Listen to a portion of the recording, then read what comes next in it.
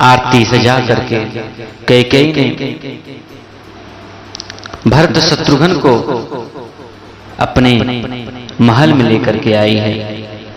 भरत ने सारे परिवार को दुखी देखा, मानो कमलों के वन को पाला मार गया हो। कैकेयी प्रसन्न मुद्रा में इस तरह हर्षित दिखती है कि मानो भिलनी जंगल में आग लगा करके आनंद में भर रही हो। पुत्र को सोचवश और मन मारे बहुत उदास देखकर वह पूछने लगी कि हमारे नैहर में कुशल तो है। भरत ने ये सब कुशल कह सुनाई। फिर अपने कुल की कुशल क्षेम पूछी। भरत जी ने कहा, माँ पिताजी कहाँ हैं? अरे मेरी सब माताएं कहाँ हैं? सीता जी, मेरे प्यारे भाई राम लक्ष्मण कहाँ है? पुत्र के स्नेह में वचन सुनकर नेत्रों में कपाट का जल भर करके पापनी कैकेयी भरत के कानों में मन के सूल के समान चुभने वाली वचन बोली। तात बात में सकल सवारी, भई मंथरा सहाय विचारी।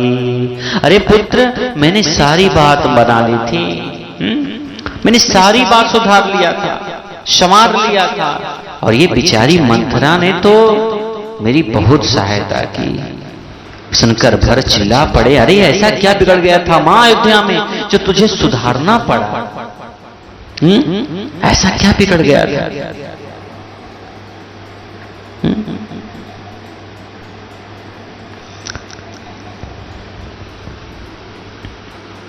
सुन, क्या बिगड़ गया था? अरे हमारे खिलाफ एक योजना बनाई गई थी, हम मां बेटे को कारागृह में डालने की और श्री राम को राजा बनाने की। सीता महारानी हो जाती, लखन मंत्री हो जाता और हम गुलाम बन जाते। मैंने ठीक समय पर 2 वचन मांग लिए।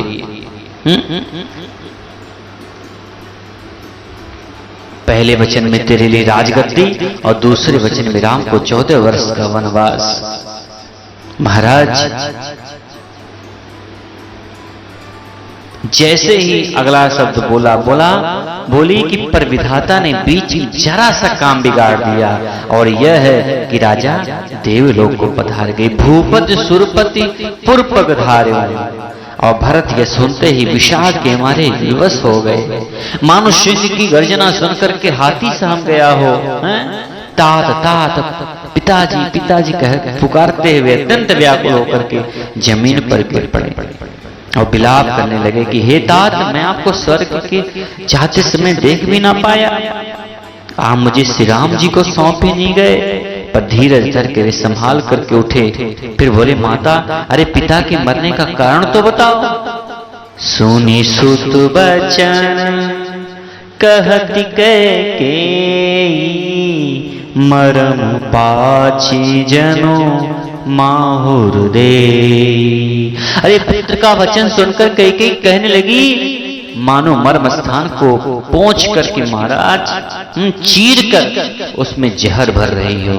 कुटिल और कठोर कैकेयी ने अपनी सब करने शुरू से प्रसन्न मन से सुना दी। भरत ही पिसरों पितु मरण सुनत राम वन गाँव। और श्री रामचंद्र जी का वन जाना सुनकर भारत जी को पिता का मरण भूल गया और हृदय में इस सारे अनर्थ का कारण अपने ही को जानकर वे मौन होकर के स्तब्ध हो गए। उनकी बोली बंद हो गई, सन्न हो गए। और पुत्र को व्याकुल देख कर कैकेयी समझाने लगी, मानो जल पर नमक लगा रही हो। हे पुत्र, राजा सोच करने योग्य नहीं है। उन्होंने पुण्य और यश कमाकर उसका पर्याप्त भोग लिया था। अरे जीवन काल में उन्होंने जन्म लेने के पूर्व संपूर्ण फल प्राप्त कर लिए थे। अंत में वे इंद्रलोक को चले गए। ऐसा विचार कर सोच छोड़ दो और समाज सहित नगर का राज्य करो। राजकुमार भरत यह सुनकर बहुत ही सहम गए, मानो पके घाव पर अंगार छू गया।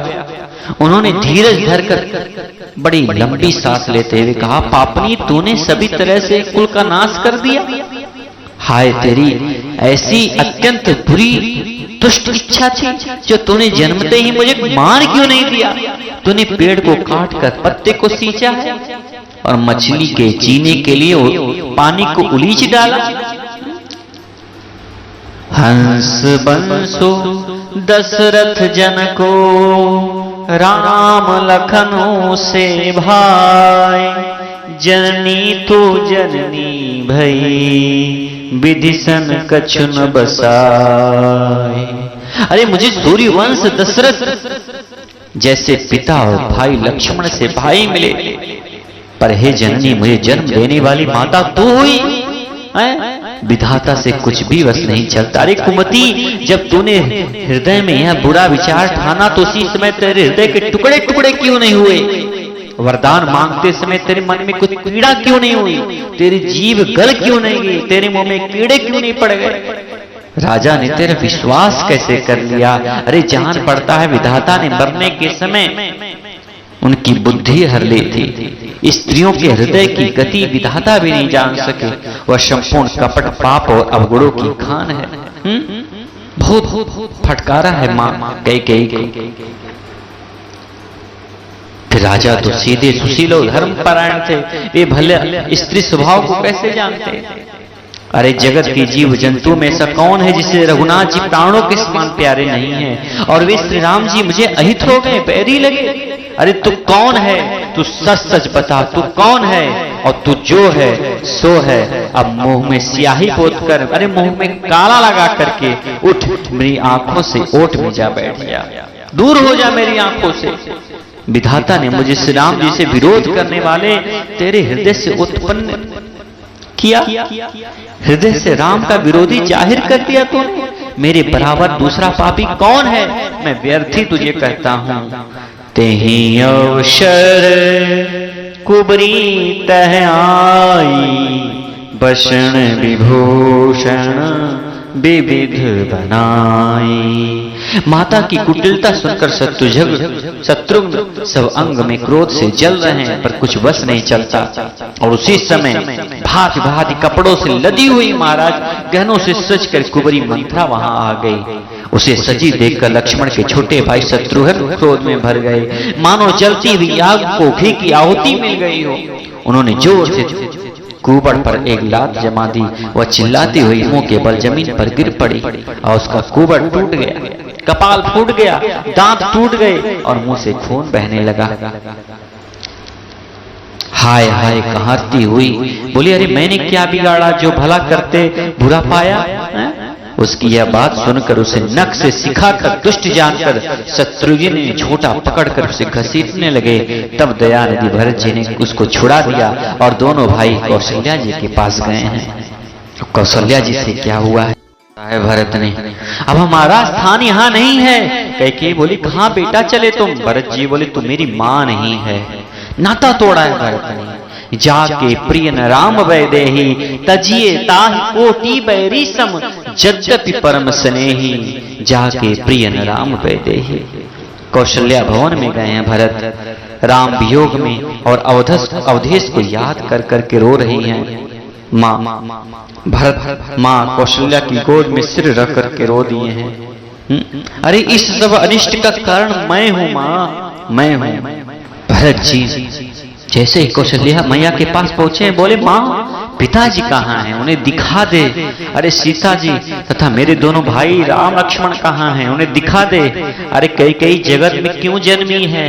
और यदि जन्मी है तो विपांच क्यों नहीं हुई? अरे जिसने कुल के कलंक अपयश के भाड़े और प्रियजनों के द्रोही मुझ जैसे पुत्र को उत्पन्न किया, तीनों लोगों मेरे समान अभागा कौन है जिसके कारण ये माता मेरी अदशा हुई? अरे पिताजी स्वर्ग में है, श्री राम जी वन में है, केतु के समान केवल मैं ही इन सब अनर्थों का कारण हूँ। मुझे धिक्कार है माँ, मैं बांस के वन में आग उत्पन्न हुआ और कठिन दाह दुख और दोषों का भागी बना। माँ मैं तुझे बता दूं कि मैंने कैकेयी से कभी नहीं कहा कि मेरे लिए राजगादी मांगना और श्री राम को वनवास देना।